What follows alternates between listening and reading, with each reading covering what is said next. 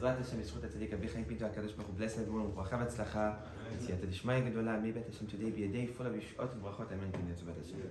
So now, Batay, this week's parasha lies within it a big secret and also a big informative for all of us to understand that there is a point and a mission of us being here in the Galut, us being here in Los Angeles, in New York, in any other place in the world.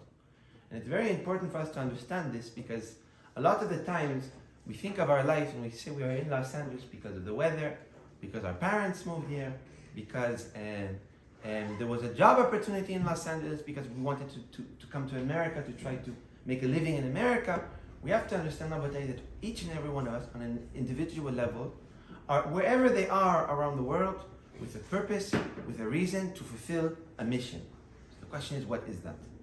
So this week's parasha, we read about the covenant that HaKadosh Baruch Hu did with Avraham Avinu called Brit Ben Abetarim. Now what really, Rabotai, was this Brit Ben Abetarim? And why does this Brit have so much relevance to us in Los Angeles? So now, Rabotai, when HaKadosh Baruch Hu created the world, as we all know, there wasn't an idea of Jewish and not Jewish. There wasn't the idea of the chosen people and people that are not chosen. All man lived in the world, all man had ownership of the world.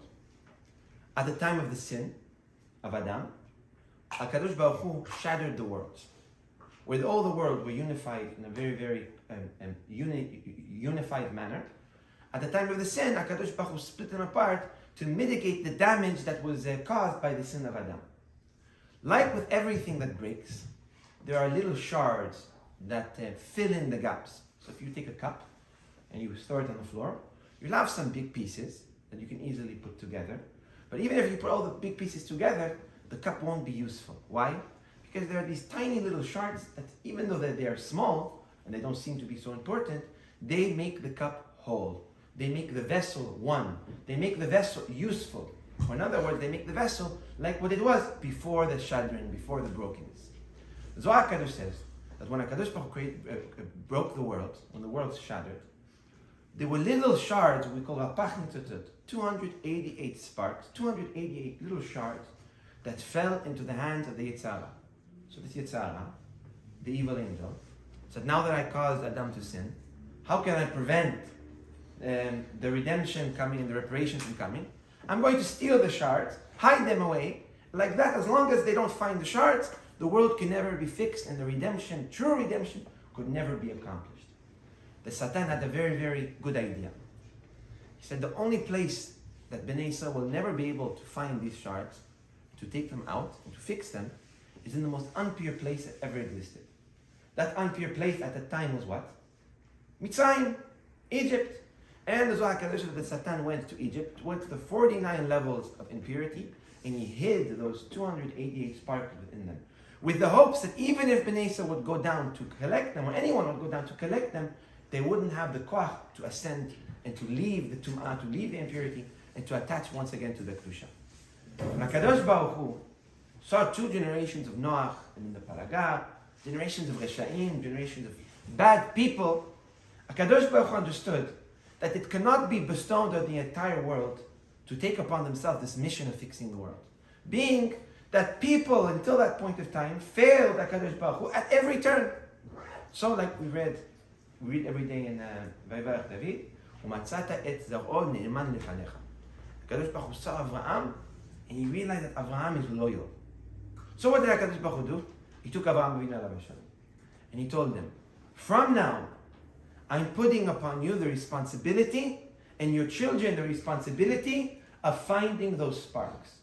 And when you will find those sparks, and because you're holding the responsibility of fixing the world, you will also have ownership of when it is complete. And this is where this idea of a chosen group of people were born. Even before Bnei Israel were created, already by Avraham Avinu alav hashalom, HaKadosh Baruch Hu put the responsibility and the ownership of the world in Avraham's hands. And that is the reason that a part of that covenant, which is supposed to be a gift, was your kids will be slaves 400 years in Egypt. Why is that a part of the gift? You come and you want to give somebody a big gift, you tell them your kids, B'ezrat Hashem, they'll be slaves 400 years. That's not a gift at all. It was a gift because HaKadosh Baruch Hu knew that the sparks were in Egypt and those sparks needed to be collected. Fast forward, we all know what happened. Bnei Israel went down to Egypt, not for no reason. They went to collect the sparks. They collected all the sparks. They were ready for the tikkun. They were ready for the reparation. They were about to receive the Torah, and they fell again with the golden calf. And once again, the 288 sparks fell into the hands of who? Into the hand of Yetzer Hara. But this time Yetzer Hara was smart. He said, I took the sparks, I put them in one place. Now that they're in one place, Bnei Israel went, like Jews do in every area, they go into an area and they buy all the real estate and they do a rikuz, they do a concentration in one place, a little ghetto.